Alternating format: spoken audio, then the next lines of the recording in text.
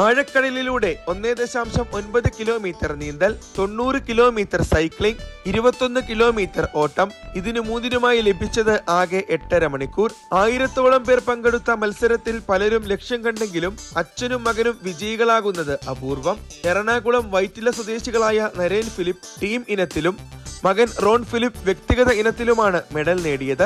22-കാരനായ Ron Philip ഏതാണ്ട് 7 മണിക്കൂർ കൊണ്ട് ലക്ഷ്യം കണ്ടു. പിതാവ് നരേൻ ഫിലിപ്പ് ടീം ഇനത്തിൽ നിശ്ചിത സമയപരിധിക്കുള്ളിൽ 1.9 കിലോമീറ്റർ ആഴക്കടൽ നീന്തൽ പൂർത്തിയാക്കി. മറ്റു ടീം അംഗങ്ങൾ സൈക്ലിംഗ്, ഓട്ടം എന്നിവ പൂർത്തിയാക്കിയതോടെ അച്ഛനും മകനും വിജയകിരീടം ചൂടി. അപൂർവ നേട്ടത്തിന് അവകാശികളായി. കഴിഞ്ഞ 2 പതിറ്റാണ്ടായി മസ്കറ്റിലെ സ്വകാര്യ സ്ഥാപനത്തിൽ ജോലി ചെയ്യുന്ന നരേൻ ഫിലിപ്പ് നീന്തലിലും സൈക്ലിംഗിലും സജീവമാണ്. ഉപരിപഠനത്തിന് തയ്യാറെടുക്കുന്ന റോൺ ഫിലിപ്പ് ആദ്യമായാണ് അയൺമാൻ പോലെ കഠിനമായ കായിക മത്സരത്തിൽ പങ്കെടുക്കുന്നത്.